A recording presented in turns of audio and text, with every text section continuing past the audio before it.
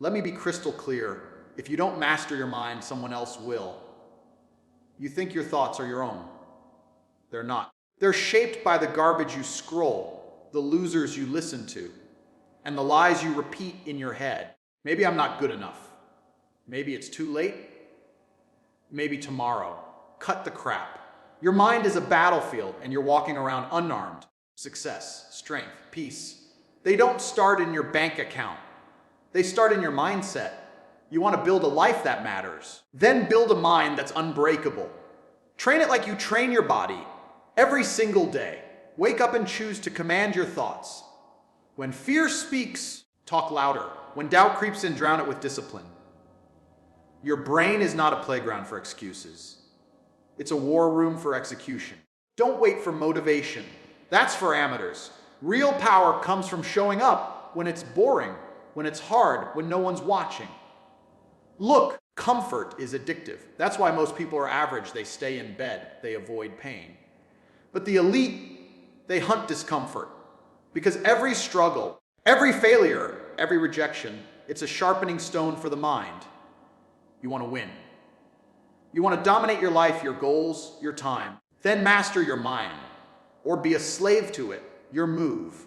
Every single day, you wake up and you make a decision, whether you realize it or not. You either take control of your mind, or you allow it to control you. Most people. They operate on autopilot. They let their thoughts run wild, fueled by fear, doubt, past failures, and distractions. They think they're thinking. But in reality, they're reacting. Reacting to the past. Reacting to other people. Reacting to what society has told them to believe. That's not control. That's mental slavery. Your mind is the most powerful tool you have, and yet most people never learn how to use it. They train their bodies, they chase money, they scroll endlessly trying to feel something, but they never stop and ask, who's in charge up here? If you don't train your mind to work for you, it will absolutely work against you. And when your mind turns against you, no amount of talent, money, or external success will save you. You'll sabotage relationships. You'll doubt opportunities. You'll stay stuck in cycles because your own mind is the one holding the chains. But here's the flip side. When you learn to master your mind, nothing can stop you because life will always throw chaos your way. The economy crashes. People betray you. You get rejected. You fail. You fall. But when your mind is strong, none of that breaks you. In fact, it sharpens you because your perspective is your power. Weak minds see problems. Strong minds see possibilities. Weak minds panic. Strong minds adapt. Weak minds blame. Strong minds take full responsibility. The truth is, your thoughts create your reality, not in some magical fairy tale way, but in a brutally logical way. If you think like a victim, you act like a victim. If you think like a winner, you act like one. And your actions shape your results. Every excuse you make, every doubt you feed, every fear you surrender to, it's a choice. But so is every discipline you build, every limit you break, every moment you choose focus over distraction. That's what separates those who talk from those who execute. You have to start treating your mind like a weapon. And weapons need maintenance, sharpening, discipline.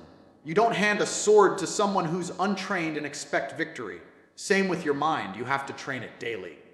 Read, reflect, challenge your own beliefs, call out your own laziness, speak to yourself with power, not pity, and surround yourself with energy that reinforces strength, not weakness.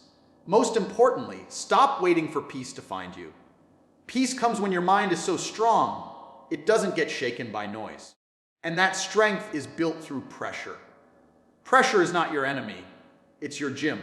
The tough days, the lonely nights, the grind, the rejections, they are mental reps. That's where power is born.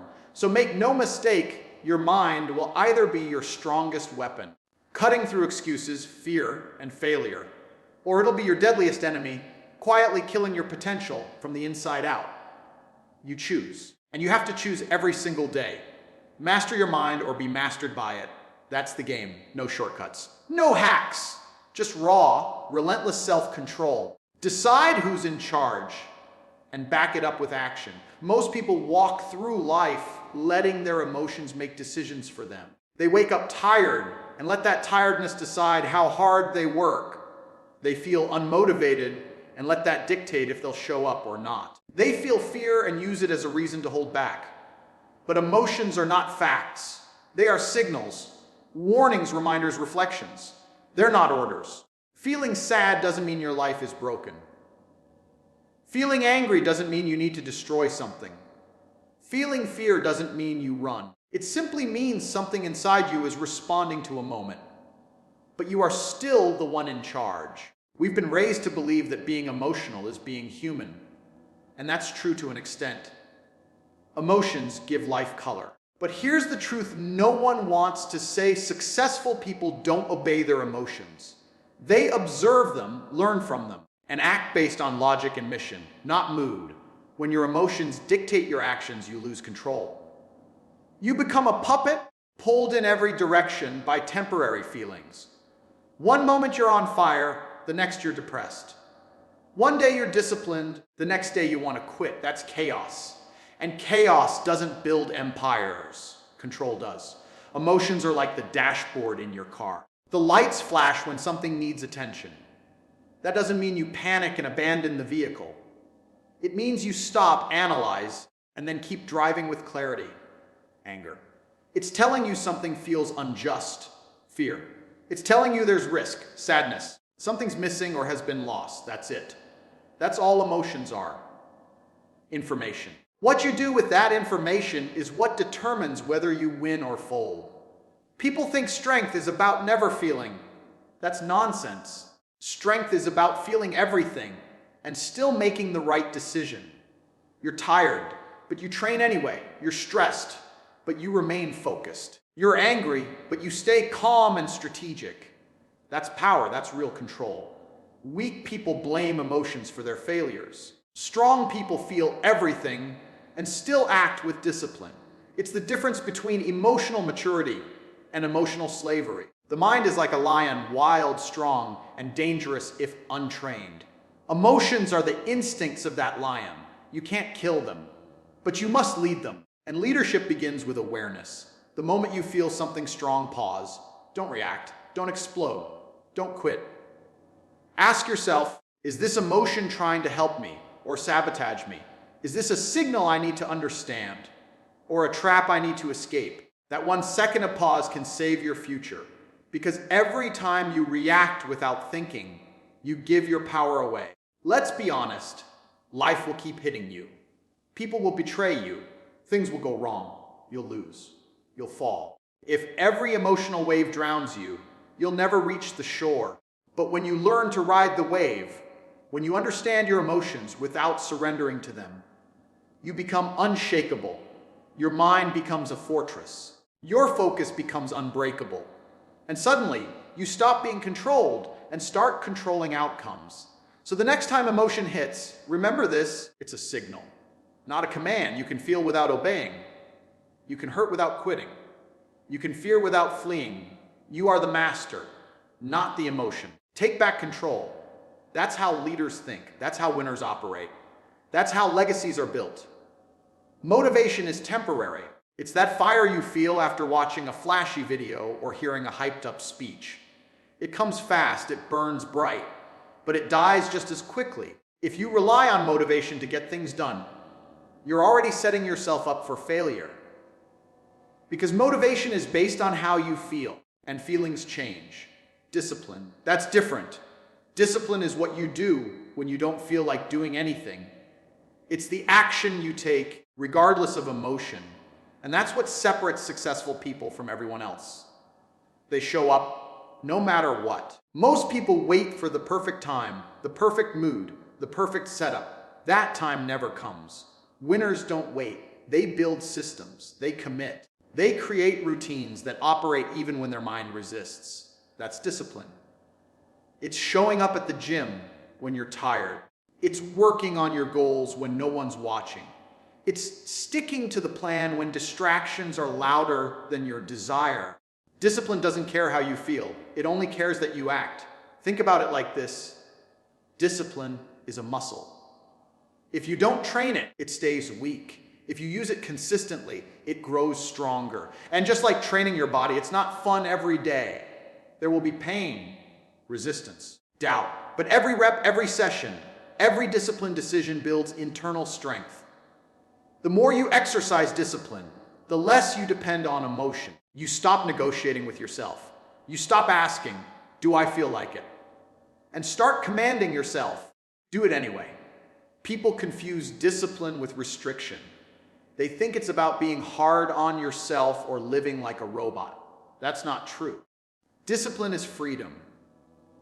When you have discipline, you don't fall victim to impulse. You don't get stuck in regret. You don't waste days talking about what you should do. You just do it. And that gives you more time, more results, more control. Discipline isn't a cage, it's a set of wings. And here's the brutal truth. Without discipline, talent is useless. Intelligence means nothing. Potential goes to waste. Because none of those things matter if you can't get yourself to act. You can have all the dreams, plans, and resources in the world, but if you lack the ability to follow through, you'll stay exactly where you are. Talkers get excited. Doers get disciplined. And it's the doers who win. Every single day is a test. And most days you won't feel like it. You won't feel like waking up early. You won't feel like staying focused. You won't feel like sacrificing. But those are the exact days where discipline matters most. That's where progress happens. That's where average people tap out and uncommon people rise. Because anyone can grind when it's easy. It's who shows up when it's hard that builds a legacy. So stop waiting to be motivated. It's unreliable. It's soft. Build discipline instead. Start small, stay consistent, and keep pushing. Over time, you'll become the kind of person who doesn't need hype, doesn't need comfort, and doesn't need to feel right to take action. You'll become unstoppable. Because discipline is the real power. And it's built, not gifted. Earn it, train it, live it. You are not just a product of your thoughts. You are a product of your environment.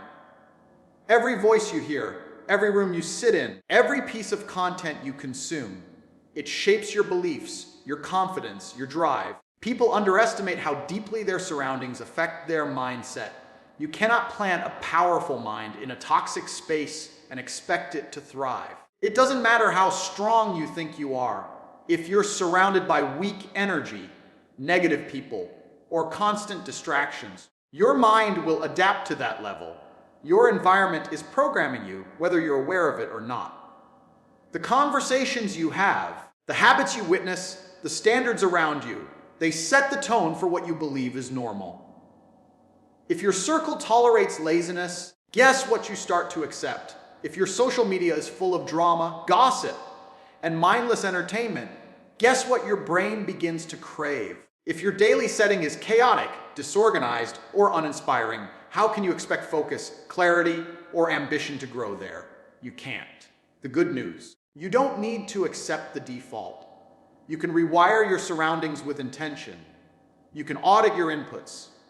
You can upgrade your circle. You can filter out the noise. It starts with awareness. Take a hard look at what you allow into your life. Who are you talking to daily? What are you watching, reading, listening to? Do these things push you forward or pull you backward? Do they elevate your thinking or numb it? Do they challenge you to grow or make you comfortable staying the same? People love to talk about motivation, but they ignore the silent killer of potential. A weak environment. You can listen to every motivational video on the planet, but if you live in a space filled with distractions, negativity, and low standards, your fire will burn out. It's like trying to light a match in the middle of a storm. The odds are against you. And if you're not actively designing your environment for growth, someone else is designing it to keep you stuck. Real transformation starts when you take responsibility for what surrounds you. This means cutting off dead weight. It means walking away from people who talk more than they act. It means removing the constant digital noise that eats your time and attention. It means cleaning your space, structuring your day, and choosing what enters your mind as carefully as you choose what enters your body. It means building an atmosphere that breathes focus, strength, and momentum It's not about being antisocial or extreme. It's about being intentional. If your environment doesn't challenge you to be better, then it's your job to build one that does. Find people who force you to level up. Follow content that sharpens your mind. Set up a space that supports productivity, not laziness. When you surround yourself with high standards, high performance becomes the norm. That's not motivation, that's engineering. You become what you're around. Your goals, your mindset, your habits, they're all shaped by the settings you place yourself in. Want a different outcome? Start by changing the inputs. You control more than you think. And once you create a powerful environment, you don't have to fight your mind every day. It starts working with you, not against you. Because it's not just about what you think, it's about what you allow around you that determines what you become. The truth is, most people are addicted to attention. They crave praise, sympathy, and validation like oxygen. They want the world to know when they're struggling, when they're grinding, when they're making sacrifices. But that's weakness disguised as effort. If you constantly need someone to clap for you, you'll never learn to clap for yourself. Real strength is built in silence. In the hours when no one is watching, no one is clapping, and no one cares, and you still show up. Pain is part of the process. Growth requires struggle. Progress demands discomfort. But the world doesn't need to know every time it hurts. The moment you start broadcasting your suffering, you shift the focus from improvement to attention. You start doing things for applause instead of results. And when the applause stops, so does your effort. That's why you need to master the art of suffering in silence. Not because you want to be cold or emotionless, but because your mission is bigger than your feelings. Think about the most powerful people in the world. They're not posting every hardship. They're not announcing every sleepless night. They're not begging for sympathy. They take the punches, they keep their head down, and they keep moving forward. Because they understand something crucial. Your pain is your teacher, not your brand. Let it shape you, not define you. Suffering in silence doesn't mean you never ask for help or that you suppress emotion. It means you stop looking for permission to be strong. You stop performing your pain and start using it as fuel. When you suffer in silence, you train your mind to be independent. You build internal validation. You teach yourself that you are enough, without the audience, without the spotlight, without the cheers. And this is where real resilience is born. In those lonely moments where everything tells you to quit, to speak out, to complain, but you don't. You carry it, you own it, you turn it into fire. Because the world respects results, not reasons. Your story will matter once you win. Not while you're in the middle of crying about how hard it is. So grind now, bleed now, cry if you must, but don't post it, don't shout it, don't perform it. Let your actions speak louder than your suffering ever could. There's power in mystery. When you move in silence, people start to notice the transformation without knowing the struggle. They see the discipline, the growth, the success, but they don't see the chaos you survived. That's power. That's control. And that's what separates the ones who rise from the ones who stay stuck. Everyone suffers. Few suffer in silence. Fewer turn that silence into strength. So, the next time life hits you hard, resist the urge to announce your pain. Channel it. Let it mold you into someone who doesn't need validation to keep going. Be the type of person who walks through fire without screaming. Be the type of person who people respect not because you complain the loudest, but because you endured the most without asking for pity. Suffer in silence, work in silence, grow in silence, and let your results make all the noise. Most people live as slaves to their emotions. One bad mood ruins their day. One insult ruins their confidence. One setback and they spiral into self-doubt. Why? Because they've never been taught to control emotion, only to feel it. But if you want power in this world, real power, then you must stop letting emotions dictate your actions. Emotion is meant to be a signal, not a command. It's supposed to inform you, not control you. You can feel anger without becoming destructive. You can feel fear without becoming paralyzed. You can feel pain without falling apart. The key is to acknowledge your emotion, then act with logic. Weak minds obey emotion. Strong minds use emotion. There's a difference. A weak mind feels tired and decides to quit. A strong mind feels tired and decides to push harder because the goal hasn't been reached. A weak mind feels sad and searches for distraction or pity. A strong mind feels sadness and uses it as a moment to reflect, then build. That's the separation. It's not about being emotionless. It's about being emotionally disciplined. You don't shut down feelings. You channel them. You aim them like a weapon. Emotions are powerful. But power without control is chaos. Think about it. A car engine is powerful, but without a steering wheel, it crashes. Your emotions are the engine. Your mind is the steering wheel. If you let emotions take the wheel, you're guaranteed to wreck your progress. You'll snap at the wrong people. You'll quit at the wrong time. You'll give up when you're close to breaking through. That's the cost of letting emotions run the show. Mastering your mind means you feel the emotion, but still make the right decision, the one that serves your future, not your impulse. This is where mental strength is tested. When you're angry, can you pause and respond with purpose? When you're anxious, can you still execute the plan? When you're hurt, can you keep showing up? That's what separates the amateurs from the elite: emotional control. And it's not something you're born with. It's trained. It's earned through repetition. You fall apart, you analyze it, you grow from it. You don't avoid emotion. You learn how to stay in control during the emotional storm. That's maturity. That's mastery. Every time you choose discipline over impulse, you're sharpening your weapon. You're proving to yourself that you are in charge. Not your anger, not your sadness, not your fear. You become dangerous in the best way possible. Because the man or woman who can control emotion while others are drowning in it, that person becomes unstoppable. They make better choices, maintain stronger focus, and walk through fire without losing direction. If you want to master your mind, you must treat emotion like energy. Use it to lift you, to push you, to inform you. But never let it define you. The strongest version of you is the one who feels everything deeply, but still acts intentionally. That's power. That's how leaders are built. So the next time emotion hits you like a wave, don't drown. Ride it. Channel it. Make it your tool, not your master.